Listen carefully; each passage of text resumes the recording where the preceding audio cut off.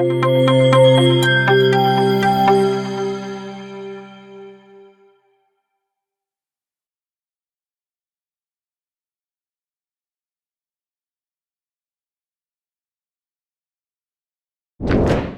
this vlog on React Native, I'll be showing you how to push the SQLite DB into the server. So we are trying to push the data available in the SQLite DB here. Previous tutorial, I have shown you how you create an application and try storing the data in the local database, that is SQLite, in React Native applications. And in this part of the video, I'll be showing you how you can push the data onto the server. And it is a very quick concept now. I'll be trying to show you within 5 minutes. I'm going to show you. By the end of this video, you will getting the confidence of pushing your own databases through the remote APIs. And stay tuned till the end of this particular tutorial. And also, I suggest you to go through this particular video where I have clearly explained you the implementation of local DB in your React Native application. And I'll be providing the link also in the description section below, where I clearly demonstrated you the complete flow. And now let's start with this particular tutorial and try pushing our data. So the first thing I request you to do is, for this particular tutorial purpose, I don't have any specific server or API. To demonstrate this, I am making use of an API from MockAPI.io. You can just simply sign in with your Google credentials, and this is the screen where you can get started with. So now I'll be quickly trying to add a project, and the project name I'm going to specify like amplifyabhi React Native. Even we can add some API prefix to all endpoints, and simply I'll be providing AA and RN. So that's like amplifyabhi React Native, and let's try creating this. So this is my project now created, and this is my endpoint.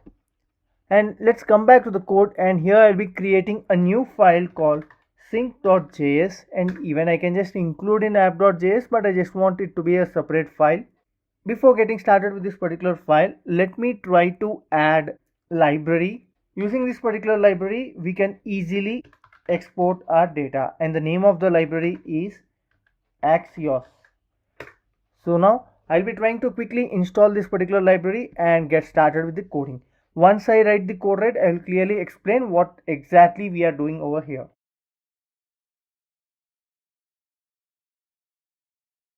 So here I tried creating an export, and this particular export, right, this function pushDB to MockAPI will accept the users, and once we provide the users, right, I'll be showing you how we'll be providing users to this particular function here. And now let's try adding the code.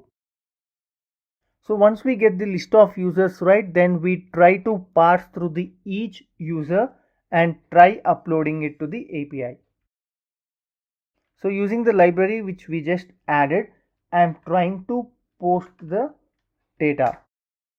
And also you can just add a log here just to make sure the information is properly being pushed.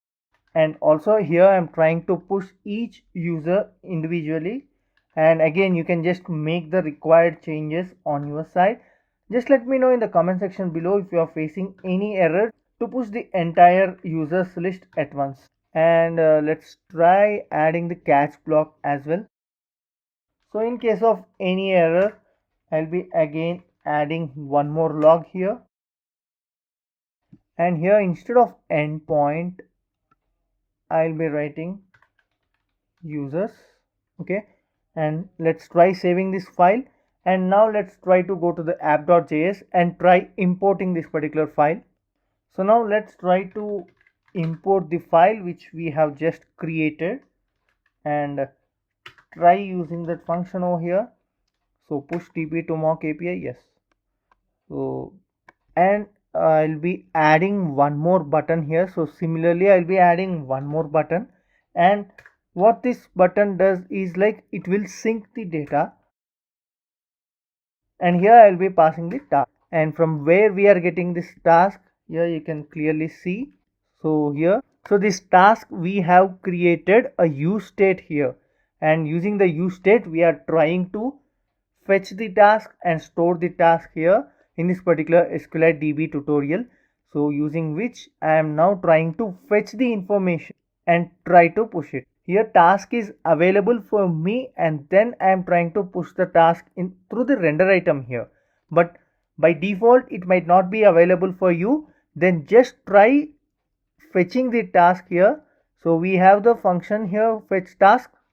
Try running this and then you will be able to fetch the information and make use of this. And I hope this is clear. Let's try running this particular app now.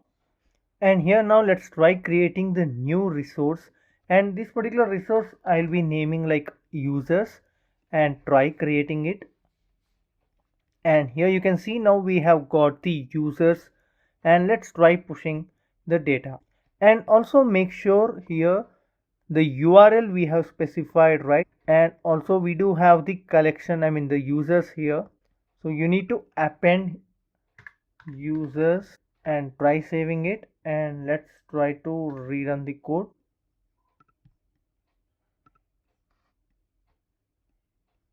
And let's try to see here, let's try refreshing it.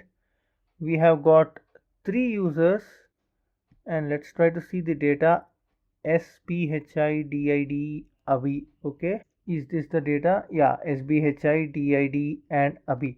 So the information is now retrieved over here, but name, avatar and only the title is provided by us. The rest all the information is not from our application. But yeah, again, so while creating the users, right, object template, yeah, here we can see the object template. This is what the object template, I think by default it is generated, but we don't require this particular object template. But yeah, this is again, this requires a subscription.